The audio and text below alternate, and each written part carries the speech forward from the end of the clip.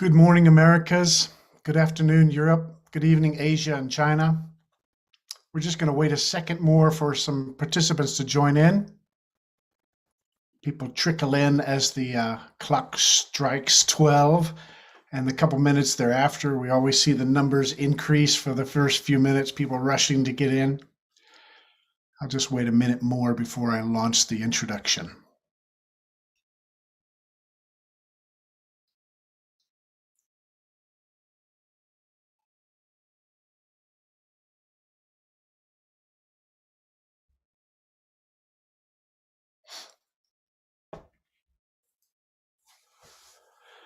So welcome to the second installment of our Research Meets Management webinar series. As we welcome CEIBS Professor of Management, Emily David. She's going to give us an exclusive talk on the impact of rapid global expansion on organizational culture. I'm Rob Straw. I'm the CEO of the CEIBS Zurich campus based in Switzerland. I'm actually seated up in the mountains in Switzerland. It's about -3 degrees, perfect sunny day here in the mountains, and lots of snow. Our next webinar, before I forget, we always like to give a plug for the next webinar, will take place on February 28th at about the same time, 12:15 to 1:30 Zurich time. You'll get an exclusive chance to gain insights from Higher Europe CFO and Higher Europe Open Enterprise CEO, Marco Fassatoro, as well as CEIBS Professor of Management, Byron Lee. And they're going to be talking about how to bring entrepreneurship into a global context and within an entrepreneurship mentality. During today's session, I would be very thankful because we're live streaming here as well as onto YouTube and onto WeChat. We've got, actually, the last time we ran this, we had about 3,000 participants taking part in online through different channels. It's very difficult for us to take questions from all of those 3,000 participants. It's impossible. We'd like to ask you, though, who are on this channel, to use the Q&A function at the bottom of the screen. If you put in your comments and questions towards the second half of the presentation, we will entertain some of these questions. We probably won't be able to get to all of them. I will be selecting a few as we go along. And as always with CEIBS webinars, we're not going to go into the political area. We know that there's some political tension. This is not a political arena, it's a business arena for management, and we will just ignore anything that goes into the political realm. Before we start, before I introduce the speaker, I'd like to get a feel for where we are today. So I'd like, first of all, maybe Vivian's my colleague, she's helping with the launch this. Vivian, maybe you could launch the first poll. Where are you dialing in from today? Europe, China, Africa, Americas, just to get a feel for how we're doing here. I saw some of the participants. I see some familiar names in the audience.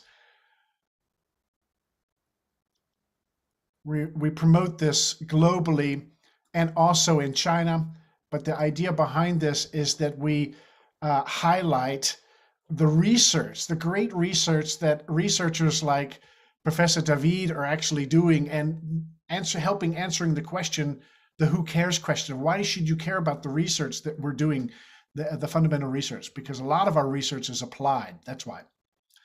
So we're getting the polling in on the first question. It looks like, give a second more, any more coming in? So we've got about 65% coming in from Europe, about 20% from China, 5% from Africa, and a few from the Americas. The next question I'd like to ask you, are you familiar with the H&H Group or its sub-brands? And there they are. Most of you are not, so that's good. That's okay. It would help if you did know, because you could have see some of the intricacies going on and some of the deeper research that Emily's done in her work. And third, have you been involved in taking a local company globally? Yes, 48%. That's really great. So We hope to have some lessons also here with this organizational culture. You know, across borders and cultures and languages, there's a huge chasm of information and understanding that we have to bridge. But 52% of you said no. Thank you very, very much for sharing that. Gives Emily a good stance for where we can start off from today. Dr. Emily David, she's a professor of management at CEIBS. She earned her PhD in industrial and organizational psychology from the University of Houston. She did her undergraduate work at Louisiana State University. Prior to joining CEIBS, she was an associate professor of management at the College of Business at Zayed University in Dubai, where she served as the discipline leader of the HR and management faculty. Her research focuses on discovering how to make workplaces more welcoming for people of all backgrounds and personalities in order to achieve better person-organization fit, maximize performance, and avoid employee burnout. This is of importance to all of us here on this call today. Professor David, I hand it over to you. Thank you. All right. Thank you so much, Rob, for the great introduction. And thank you all for coming tonight and answering the poll questions. It does really help give me a sense of where we are today and exactly how much detail I should go into. So I'm actually really excited that a lot of you are unfamiliar with the brands we'll be talking about because then my story will be hopefully a little bit more interesting. So to give you a little bit of background, so this is one of my applied research projects. So it's based on a case study that I wrote in 2020 with one of our CEIBS case writers. So this case actually had the good fortune, it won the second prize in the best China focused cases. And to write it, we spoke at length with the current CEO, Leticia. We also spoke with some of the top senior management team in terms of communications and culture. So we got a lot of really cool insights into this. And I think that it's has some good takeaways for all of us, particularly in such a fast-paced world, or if you happen to be involved in trying to integrate different cultures or different brands, or more importantly, both of those two things at the same time. And I always like to start this talk by quoting Peter Drucker. And so he always liked to say, culture eats strategy for breakfast. And so this is something that I hear repeated a lot. And it's definitely something that we OB professors love to use when we tease the strategy professors. But I think even though people give it lip service, it's not something that people put into practice very well. And this is pretty short-sighted. A recent survey by Bain and colleagues said that culture clash is really one of the top reasons that mergers and acquisitions fail to realize their promised value. So this is really a story about after M&A, how you can do what I think is a really good job of merging and creating a really unique corporate culture.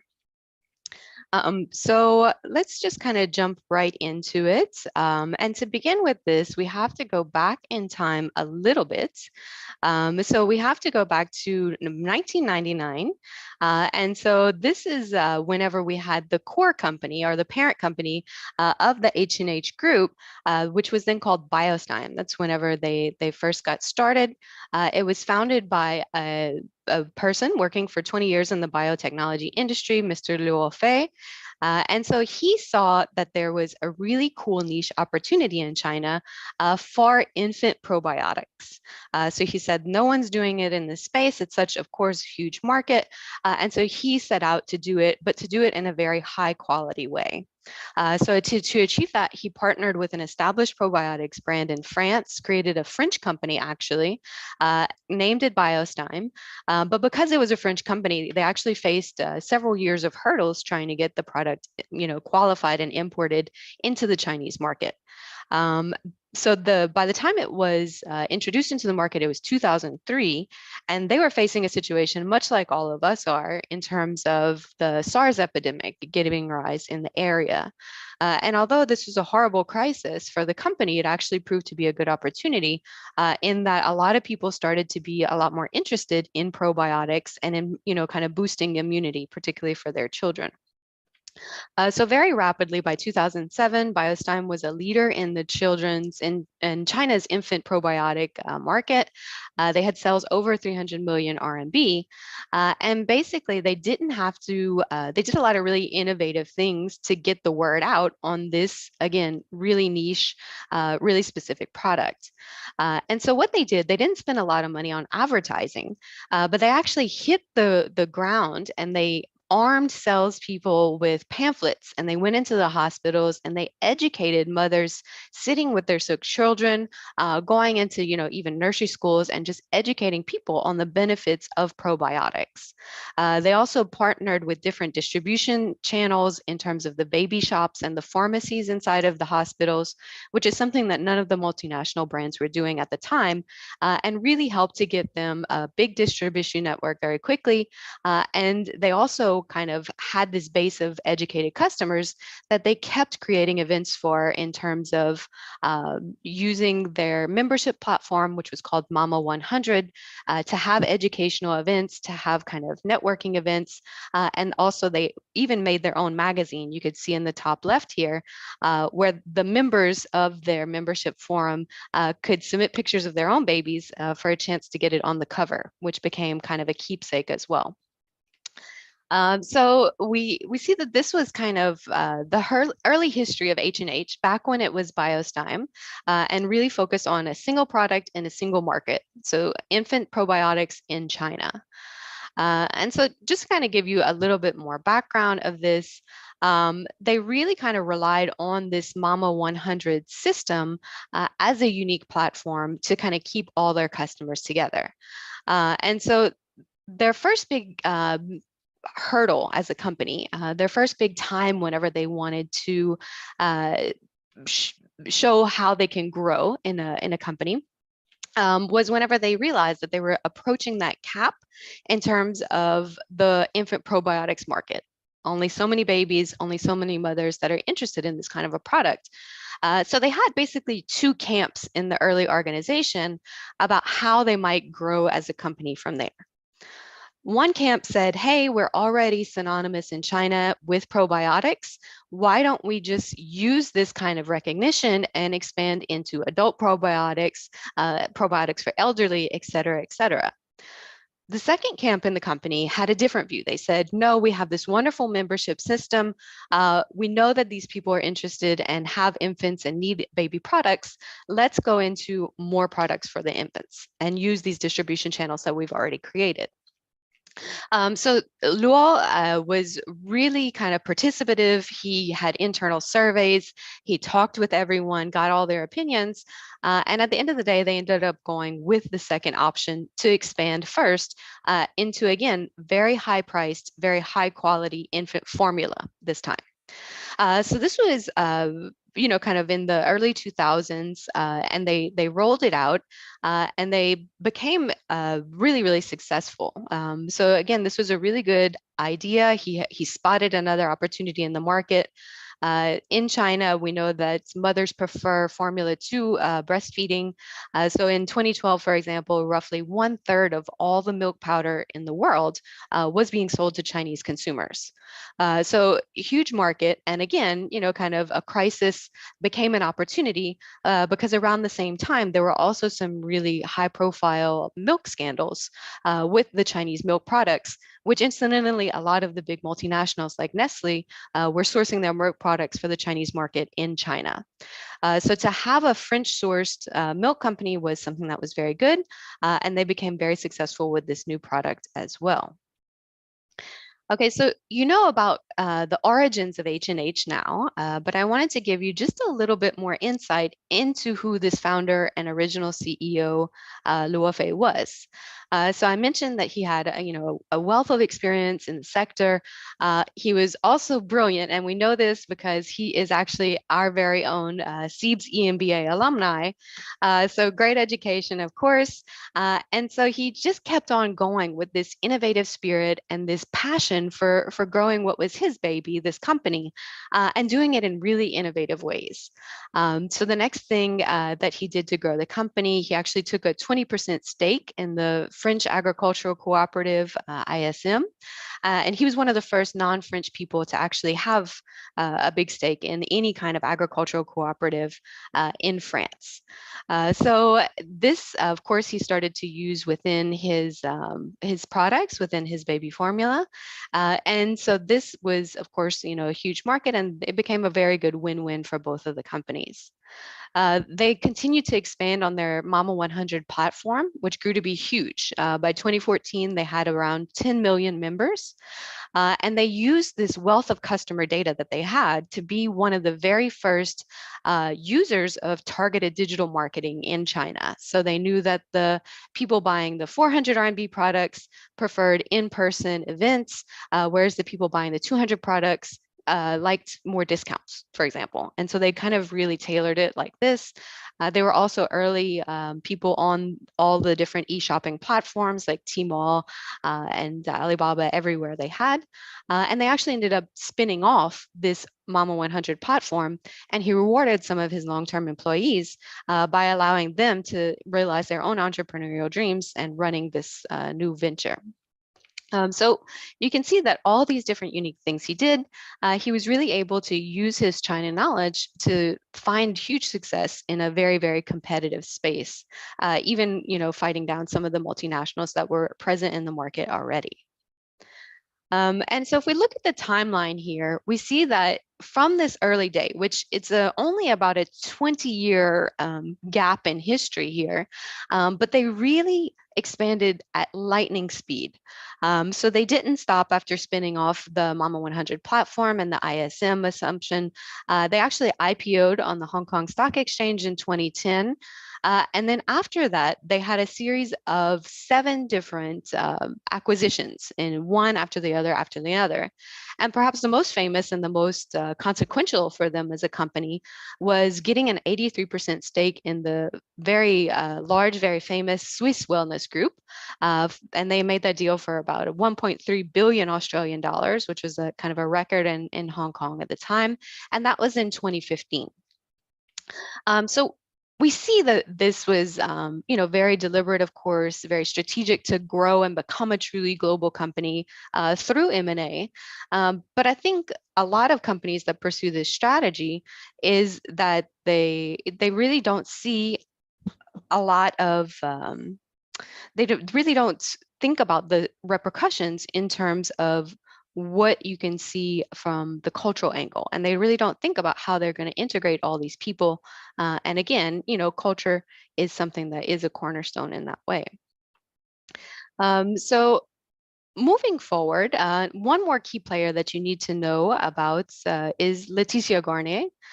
So Leticia is a French national, so she had a very early interest in China. So she decided, when everyone else was taking Spanish or English as foreign languages, she chose Mandarin as her language, and she didn't give it up, and she kept going until she retained fluency status. She, along the way, earned her MBA. She had an exchange in the US and worked there for a while. But eventually she came to China, and her first post was actually a diplomatic one. So she was helping with the French Trade Commission in Guangzhou for 7 years, helping Chinese companies go to France, French companies come into China. And it was here that she actually met Fei. So she met him around 2005, from what she told me. And they had an immediate, instant mutual respect. They had an immediate kind of mutual understanding. She really respected the way that he had so much success in this really specific product here in China. And then he also respected the fact that, she was completely immersed. She was very ambitious. In fact, on the first day that she met, she said, one day your products are so great. One day I'm going to be selling Biostein back in France. And of course, back then it was only in the China market. So this seemed like an incredible dream. And so he just laughed, but he really admired that passion and that ambition that she had. So much she thought, her friends and family thought she was crazy, but she actually joined the company at Fei's request 6 months before they IPO'd. So this was, of course, a very hectic time. She was traveling all the time, even while still breastfeeding her young daughter. But she really joined hands with Faye, and together they decided that they were going to make this formerly one product, one market company into a truly global conglomerate with multiple firms under the group. So after she joined, she worked in a lot of different sectors, most notably as the managing director of Swiss China after their acquisition. And she really kind of put her money where her mouth was. She even committed to making weekly commutes down to Melbourne from Hong Kong, her home, 10-hour flights.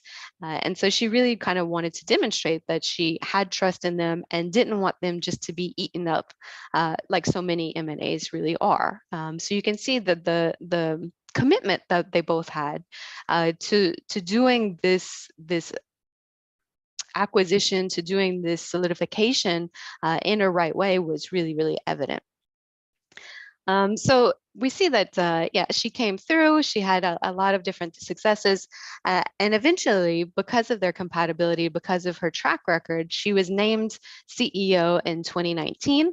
And to prove her fit, she actually delivered the entire annual report that year in fluent Mandarin. So she kind of went forward in that way, and she continues to serve in the CEO role now. Okay, so now that we've gotten an insight into some of the different brands, I wanted to spend some time now and switch gears a little bit and talk about how they did this transition from being a single product to being a truly global firm. But to understand that, I want you to get a sense of what some of these different brands are, particularly since a lot of you said that you weren't familiar with all the different brands under the H&H umbrella. So of course, the biggest one is the Swiss Australian company. They sell a lot of adult vitamins and supplements.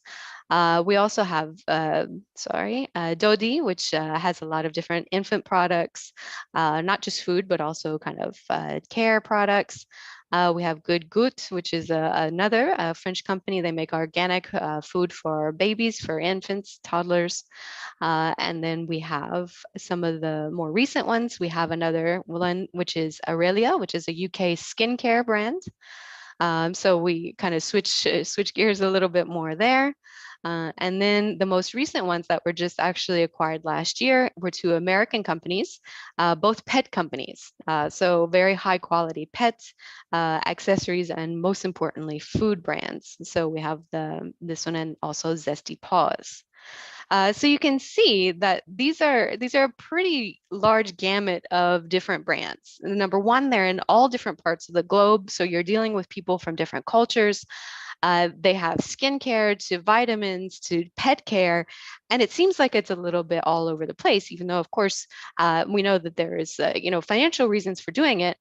When you're thinking about it from a cultural point of view, it's not immediately clear what is this thread that they had to kind of go through and put. And so this was the first real task when we're thinking about how they created this firm, how they made a singular identity across all these really different, really established brands. The first task was to figure out what is that thread, what makes all these brands come together. And so we can make our cultural pillars kind of anchor on that similarity. And so they thought about it and they had tons of late night focus groups, a lot of WeChat messages from what she told me. And she realized that to make this new identity that's separate from Biostein, the one thing that really unites all of them is that they all focus on health and happiness for adults, for babies, and for pets. And of course, pets themselves create happiness for humans also. So this is kind of the key line here. So both this balance of health and happiness, and how both of those two things kind of feed into one another. And so this is why they actually ended up changing the name. And so one of our professors, Professor Catherine Shin, also in the organizational behavior department, she had a lot of sit down, meetings with them. They had a lot of workshops that they went through who they wanted to be as a company and where they wanted to get that from. But they were very, very deliberate in how they designed this new identity and this new brand that was going to be the new H&H group. So we see, you can kind of guess, I guess, that H&H stands for healthier and happier. And so that's what is the new brand. So Health and Happiness International Holdings. So the other cool thing about this name is that it actually comes from an existing motto from one of their biggest acquisitions, from Suisse. So this was actually one of Suisse's core philosophies, going back to all the way to 1969, when the founder just started selling bee pollen tablets in his bakery. So this has really been an established part of the Swiss DNA from kind of day one. And they wanted to give a nod to that because there was a lot of kind of pushback. Oh, why is this younger company, taking us over? Why is the infant company taking over an adult vitamins? And they had similar things across all the other brands. So it was really important to them that they didn't do the typical model of, okay, we're buying you, we're going to fire the whole top management, send in our own people from headquarters, and you just do things our way. Instead, they were really deliberate about creating this new identity. And part of it is a really big nod to something that they saw, and that really echoed in both Luo and both Faye's and Leticia's core values as well, and what they had in common. So just to give you a little bit of H&H spirit, I have a video that kind of captures this new identity as far as what they unfolded. So here we go. At H&H Group, everything we do is for healthier, happier humans. For the love of what it means to be one, make one, and love one. We exist to elevate this thing called the human experience in good times and not so good times. From providing specialized formulations for little humans growing, nutrition for the vitality of humans all grown up, through to care for pets that contribute so much to human health and well-being. We believe that improving health and happiness, whether by tiny incremental steps or incredible leaps, is always worth investing in, researching, working on, striving for. Because at H&H, if we can make the unbearable less so, the undoable more achievable, little moments of joy more frequent, we will. If we can keep people on their feet longer, not just living longer, but living larger, if we can make an impact, a difference for the benefits of, well, humans, we will and we do. H&H stands for health and happiness. It's in our name. It's in everything we do.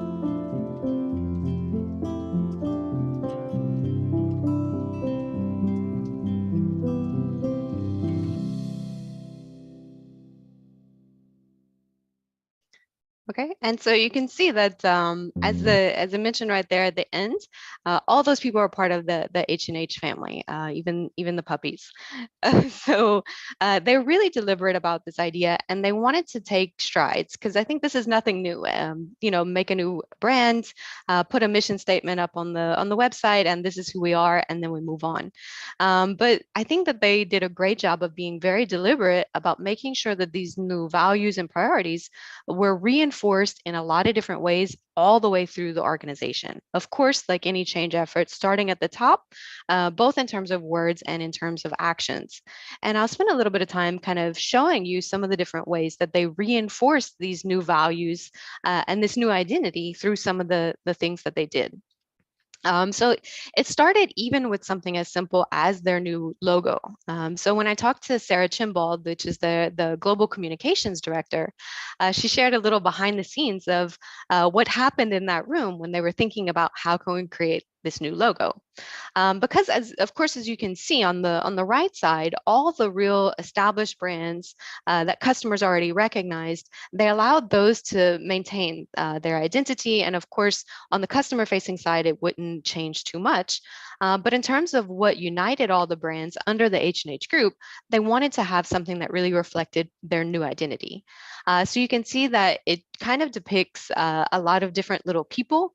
And not only are they just isolated, but they're sort of holding hands.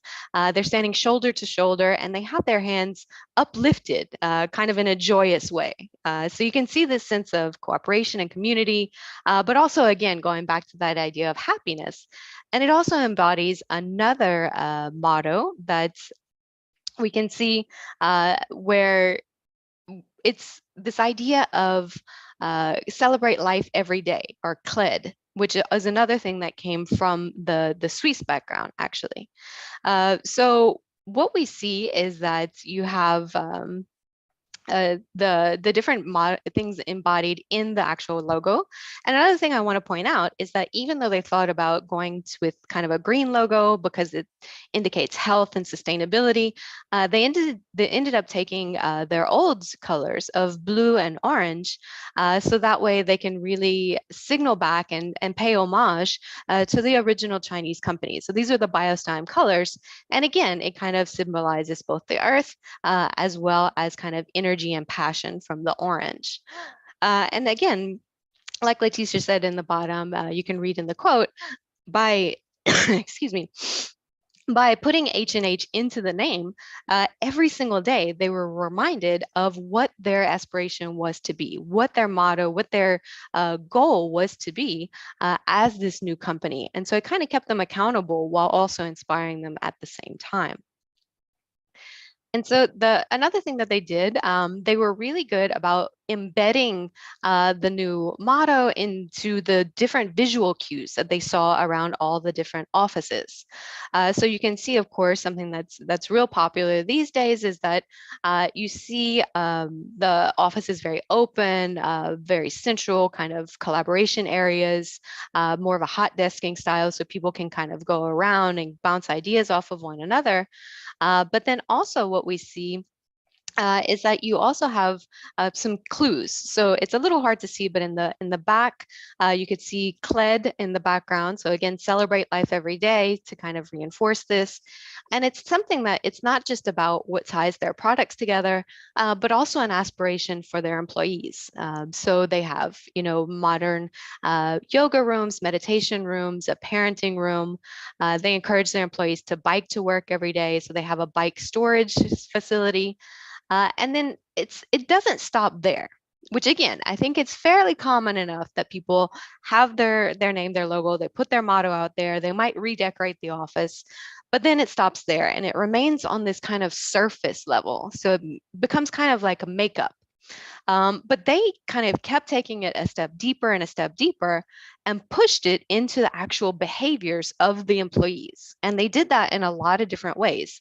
And I think that's the most important takeaway here is that they really triangulated their methods so that way they can get at this in multiple ways. And so that employees were getting the message, getting the priority over and over again in a lot of different ways. So one of the cool ways, you can see the person here with the champagne and the award. Twice a year, they have what's called H&H Heroes. And so basically what we see is that they can be nominated by their peers and their leaders, and they can win this award for one of 5 reasons. Whether they're embodying the cultural values, whether they're performing exceptionally, whether they're empowering or inspiring other people around them, whether they're coming up with a bright or courageous idea, and whether or not they're working collaboratively with a team to accomplish something big. So any of those 5 reasons can get them a nomination for an H&H Hero Award. And then not only do they get recognized, of course, and celebrated, but I think another cool thing that they do is they actually let the people choose what they want their reward to be. So it could be $1,000 toward a charity of their choice. It could be $1,000 in health and beauty spending or in travel, or it can even be an extra 5 days off.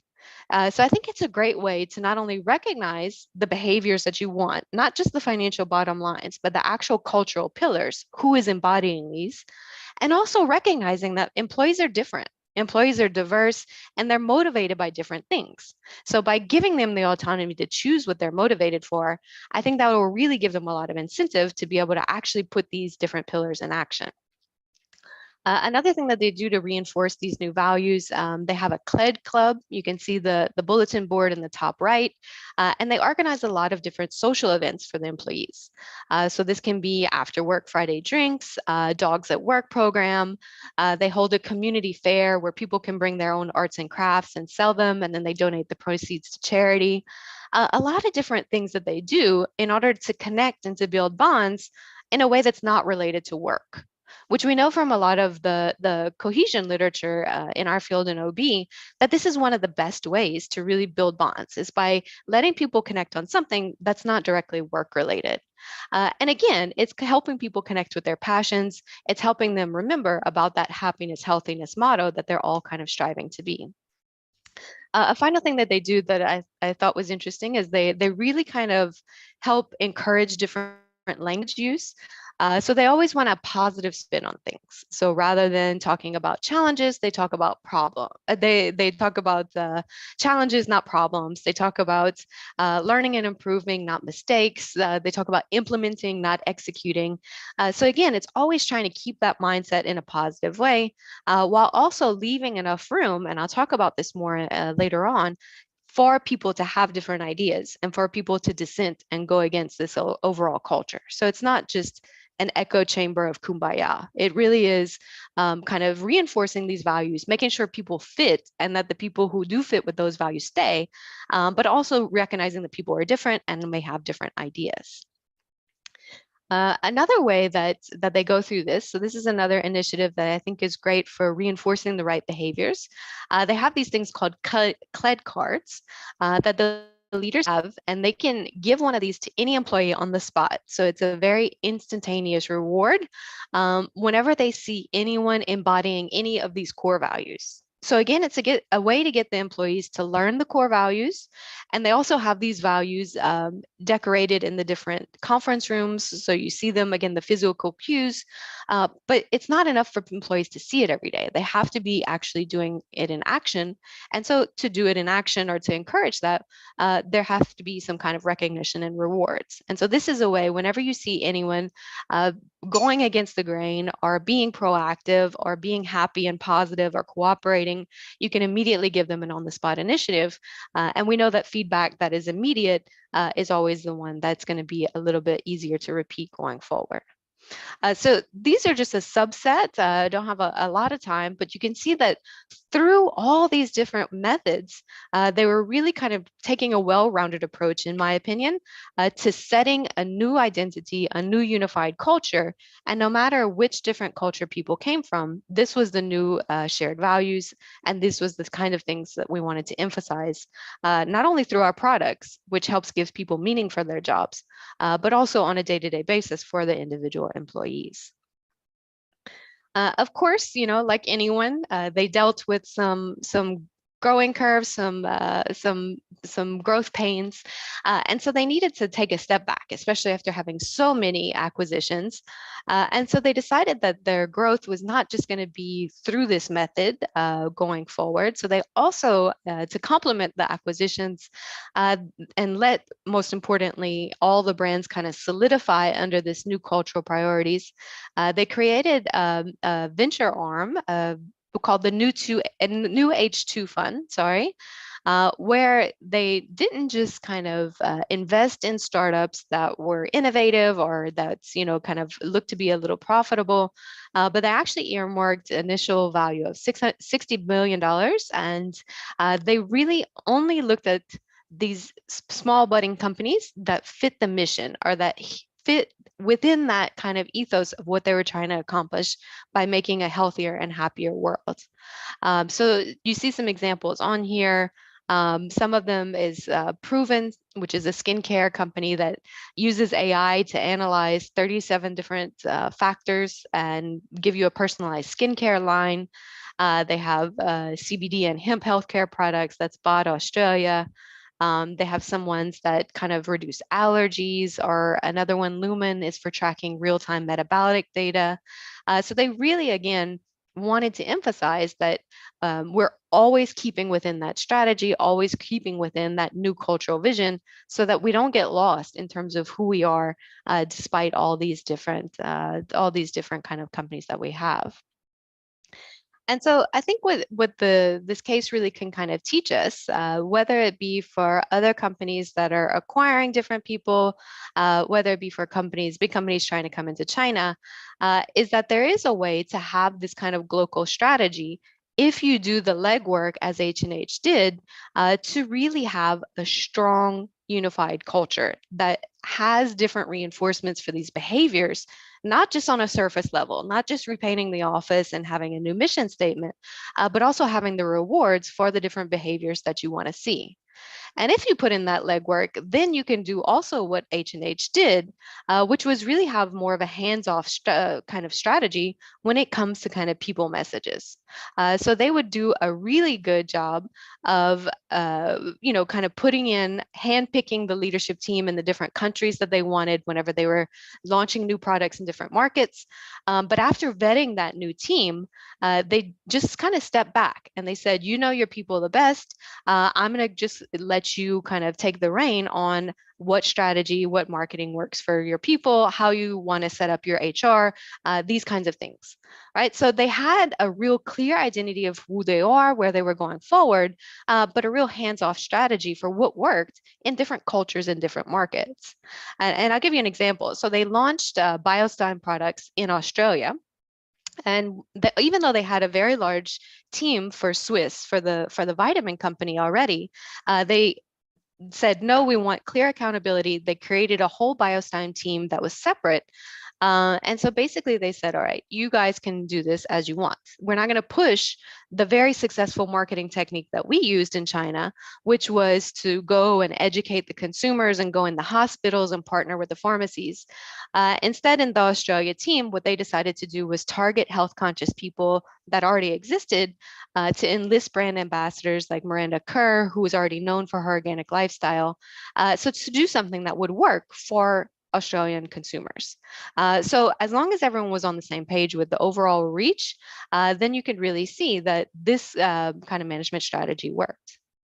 All right, so as a kind of a final note before we get to the Q&A part, I want to have kind of a word of warning, because I've spent most of the talk today talking about how important it is that we build really strong organizational cultures. And this takes work, and it takes a lot of work, even from the top management team who are already very busy, in order of outlining these and making sure that they're a priority and putting the resources behind it, etc. But there's a real danger in strong cultures that they can become echo chambers, right? That they become so homogenous that people feel like they can't really, go against the grain or say something different. So of course, Uber is kind of a notorious example at this point. There was a time whenever people would go around and they would say, they would call mistakes boobers. And so it was a real bro culture, and no one really felt like they could speak up to say that that wasn't okay. And of course, later they got hit with some sexual harassment suits. They got a little bit in trouble with that way. But there's a real danger in having a strong culture that's not inclusive, where people don't feel like they can speak up.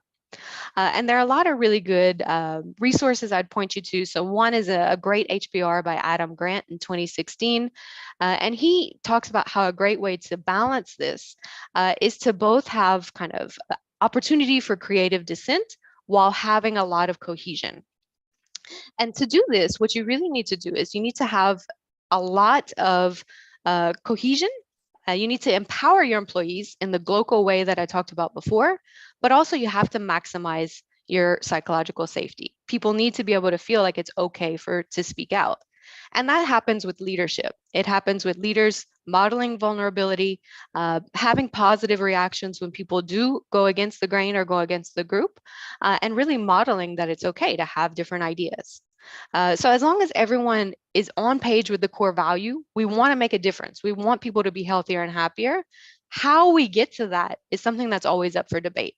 And I think as long as you balance those two things, then you can have a really good recipe for bringing a lot of people together that were disparate before, and also, having people move forward with creativity and innovation. Okay, so now we'll turn it over to some questions, but just in case you guys are interested in some future readings, I had some resources I wanted to share. If you're interested in corporate culture specifically, Dan Coyle has a great book. If you're interested in how to be more inclusive, right? So how to get those different ideas, Steph Johnson and Boulder just wrote this great book on being an inclusifying leader. And if you're interested in innovation specifically, here at CEIBS, me and my fellow professors in OB, Juan Fernandez and Sophie Chin, wrote a book on innovative cultures. And so that one you can look out for later this year. All right, shameless plug right at the end. All right, so that's all I have for my presentation, and we can get started now with some of the Q&A. Back to you, Rob. Great. Emily, thank you so much. I love your enthusiasm. We have about 2,000 people now, over 2,000 wow. people on the call. It's, one of the things that I just notice in listening to you and the depth and the knowledge about the people and the facts and the nuances is that you wrote the case. I did. Yeah, it's and that's what, I'm going to give a shameless plug as well. CEIBS has over 1,000 cases like this that we've done for about Chinese success stories or integration or OB or marketing and all this. And it's because you spent the time really with the people at the company and going through with the interviews and everything. It's amazing amount of work that we put into this and that you put into this. And it's so clear why you like this so much and why it's such an exciting topic for you, because you've done it. It's not just reading Coyle's book or Johnson's book here. You've been on the ground with them. So thanks a lot. There are some very interesting questions coming up. We will never be able to answer them all. I've selected a few out, if that's okay. Okay. So one of the first things was, you've got this amazing leader, Fei. Why would he ever step down as CEO especially at such a critical stage in the company? That was very puzzling. Yeah, and I think that was a big thing we digged into in the case as well, because he was still pretty young, and we don't see a clear pattern for this, so as many people as we have, like the Zuckerbergs of the world who started and keep going no matter through the growth stage, then we have others, like Bezos that decide, okay, I'm going to step down. There's no real formula for it. And so I think what happened with him is that he's a very humble guy, very introspective, and he realized that even though he had a lot of depth in the biotech industry, he had a lot of depth of knowledge in terms of the China market, he had some gaps in terms of having more of a global kind of knowledge, and he really kind of weighed the pros and cons here. So on the one side, he made this successful company. He was able to, kind of bring it from nothing. He had a lot of innovative ideas about growth from the beginning that worked. And he could really be an icon for other Chinese companies going global.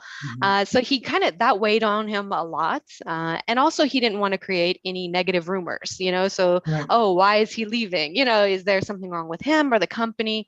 Sure. And so basically he said that all was overwhelmed. Number one, because he found the perfect person that he shared the values with.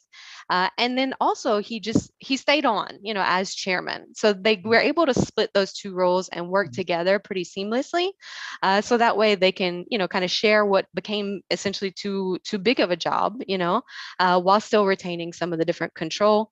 And also that way it created a space that we didn't have the problem that we sometimes see, where you have a larger than life CEO, the Steve Jobses of the world, that's synonymous, with the company, and then you create problems down the line of succession. So he was able to head off some of that as well, and so I think that's what he would say if in terms of why at that juncture it was the right time. So I'm going to paraphrase one of the questions. I guess Leticia was chosen because she filled in so many of the gaps that he didn't have. Yeah. Right? It was a natural. Outgoing, more of the sales, extroverted, much more global experience than he had. Is that right? Yeah, absolutely. And so I think a lot of people assume that was kind of the case, kind of a global face, kind of a signal of that shift of who they were in identity. But it was also not only those things. She did fill some of those gaps. It was complementary, but I think more important to Faye and the other top board members was that she was more complementary than than supplementary, I guess you could say. So they were 100% aligned in their future vision for the company, in their core values, in what they wanted kind of the new H&H to be. So I think that Right. that compatibility was really important too. Yeah, but so the way you wrote the case and presented a little bit was it's a rosy picture a little bit. Yeah. So along the way, when you've got all these different brands, and especially as you move from a single product China market to multi products, multi markets, there's got to be some real mess with culture and culture clashes. How do they really handle this? Because we know it. Yeah. Reality is messy, right? Absolutely. Yeah. So, I mean, I had 30 minutes. So I gave you kind of the rosy, kind of picture, and that's, we saw the stuff that worked, I guess. But Hmm. of course, it's real life, and there were, their share of challenges, just like anyone else. And it's easy to just kind of say this is, hindsight, or these are the pieces that worked. Right. There were a lot of resentment, as I mentioned before, especially from Swiss, I would say. Mhm. Whenever you feel like you're a big established brand and then you're getting taken over by a smaller company, like there was some pride kind of in that. There was also kind of some issues that they ran into in terms of, kind of the leaders kind of that stayed on, especially the stakeholders. So they had about 17% early on, and then there was misaligned goals. So like human nature, some people had short-term goals where they wanted to maximize, that remaining price that they had, whereas they were trying to build this really sustainable long-term company. They also had some kind of, different issues where uh, she told me this funny story I'll share with you.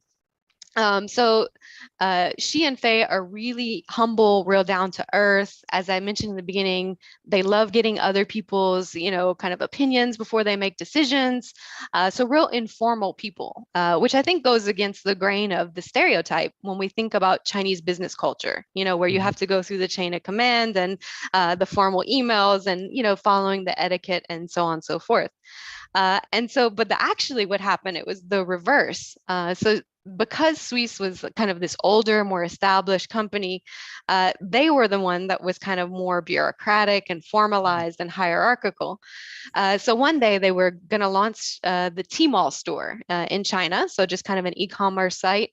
And they wanted to get, the Suisse's ideas because it was their product. They've been working with it longer. Did you have some ideas for how we can sell, in this e-commerce platform in China? And so, the chairman and the CEO, they just called up the team and just asked them, out of the blue. And then the management, the couple layers on top of them, just kind of, it was a real misunderstanding. They said, "Oh, you Hmm. traumatized the team. They have, you can't do that. We need to have a formal, meeting set up." So it Sure. was actually, and they were surprised by that. They said, "No, Australian Western people, it's informal. They like, this kind of thing." Mhm. So I Mhm. think one thing they learned really on, and one of the root causes of these culture clashes, is this idea you can't make assumptions. Especially when it comes to different cultures, you can't just say, "Oh, they're this kind of people. They like working in this way." So they had those growing pains. They had to go You through some still of have those you things. still from you still have to walk it through, right? Yeah. Yeah. Yeah, exactly. Voicing Not to, those assumptions is kind of critical, and testing the waters before just, jumping in, I guess. Another question that kind of follows, these culture, the new cultural values and language. This plays a big role when you go from firm to firm, and every firm kind of has this silo approach, especially if it's a purchased firm. Um, Yeah. how do you translate this well into the different nationalities around, and the issue of language and new cultures? How do they really do Yeah. that? This is a great question. So kind of going back to kind of the cultural misunderstandings or culture clash, it's easy to kind of paint the story that, oh yeah, everyone was really on board with this, health and happiness and celebrate life every day. But they actually had, in terms of language, some issues. Of course, some people were not on board, and this is true of any kind of, culture change, any kind of change generally in organizations. So there were some people that just didn't fit and, kind of needed to be let go. But there were also just kind of some more minor issues they had to work out. So celebrate life every day as a motto. In French, it kind of had religious overtones. Mhm. In Chinese, they would say, "Oh, this sounds like a yoga studio motto." And so that, Right. they had some problems in terms of actual, even the mottos in Live. language. Yeah. How can they, translate it? So again, they had to kind of work through those things and let them, going back to the global strategy, let them figure out how they wanted to, translate that spirit, even if it wasn't verbatim, celebrate life every day. Yeah. So again, it's following this line of thought. Is if you're a company, this company has a lot of experience of buying other firms and integrating them or not. Um, Yeah. and so one of the things to keep in mind, what are the things to keep in mind? This is the question with integrating the diverse brands after an M&A. Mm. Yeah. So, I mean, I think we talk through a lot of good things that they do, but I Mhm. mean, I think if I would kind of boil those down into just tips, things you need to keep in mind when you're doing this consolidation, when you're kind of bringing everyone into the same soup, so to speak. Mm. I think that one of the things that they did well is demonstrating respect for those older brands or those established brands. Like letting their customer facing stay the same, letting them figure out what works in their market, even integrating some of their cultural values that work for the group as a whole. So I think not just coming in, heavy handed, but really kind of showing that respect and showing that they're part of that conversation of who we are now. I think that a huge thing also is that you really have to put in the work. You can't be just superficial, lipstick on a pig, like we tend Right. to say. Yeah. You can't just put some money, redecorate the office, you know what I mean, put a poster up and then call it a day. You Yeah. have to target the behaviors. You have to go to the rewards. You have to go to the feedback because that's what people pay attention to. Everyone's busy. You're going to get down into your KPIs. You're going to start Mhm. looking at, the market share. And so if you want to have that strong culture, you have to make sure that that's part of how people are being rewarded and recognized. And that takes work and it takes time and it takes money. And then the final thing is that, you really have to make sure it comes from top management and you have to make sure that you're focusing much more on the why. Why are we doing this as a company? Who are we? And not so much on the how, how are we getting to plan B. Let Mhm. people, empower people so that they can help you to get to that answer, Mhm. but making sure that everyone's on the same page of the why and the who, but the how, that can be kind of negotiated along the way. Mhm. So it takes time, you got to be patient and persistent, but I think it's definitely doable.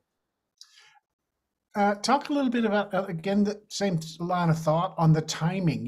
If they're Yeah. the cultural part 15 years ago, the cultural fit, cultural integration, it was the reason why M&A didn't work. Yeah. Now it seems like when firms are much more into purpose and Yeah. profit and planet, it seems like it's already in the beginning phases. We're going to look at this, but talk about the timing of these types of discussions, and how to do this. Yeah, absolutely. So I think, of course, kudos to you if you put that. And I think so many more, like you mentioned, companies are really on day one in the drawing board trying to figure out who they want to be as a company, Mhm. both internally and externally. So on day one is great. But if you haven't done that, if you just kind of are focused on your product, you're focused on kind of making money, growth, things are moving fast, then I don't think that there's ever a bad time to go back and do it. Of course, it's gonna be a little bit more painful than if it happened organically, from the beginning. But I think that change can happen as long as you're deliberate about it. And that's another good example that we can get from this one, of a company that, even though maybe Faye's original values were aligned with this eventual direction, making sure that that was filtered through the organization to all employees, that came later, whenever they found that they had all these different brands that maybe didn't have an immediately logical Mhm. tie that bound them together. So I think that's whenever it became even more critical to do. Great. Yeah. Very interesting. Such a great learning case for us. Emily, David, Professor of Management at CEIBS. Thank you very, very much for your time. Thank you. We're going to follow up for those who took part in the program today and have sent us your email. We're going to send the summary slides to you. And thank you very much. And could you, Vivian, put that screen up again of the hire? Can you show that screen? Is you with me? Sorry, Rob, which screen you mean? The hire slide that you showed in the beginning, just as a plug. We'll send it to you. The next event that we're going to be having, February 28th, instilling entrepreneurship in a big corporation, this intrapreneurship. CFO from Hire, as well as Byron Lee, our professor, join us for the third installment. Again, Emily, thank you so much. Dear participants from around the globe, thanks so much for taking part. We look forward to seeing you again soon here at CEIBS. Thank you all. Thank you all. Thank you. Good night. Bye-bye.